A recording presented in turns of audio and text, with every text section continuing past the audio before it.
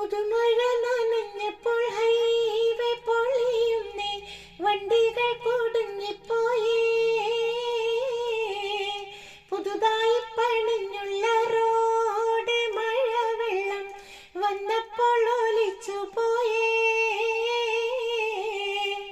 തരികിടപ്പണിയാലെ road തകർന്നിന്ന് ഇത് കണ്ട ജനം പറഞ്ഞേ.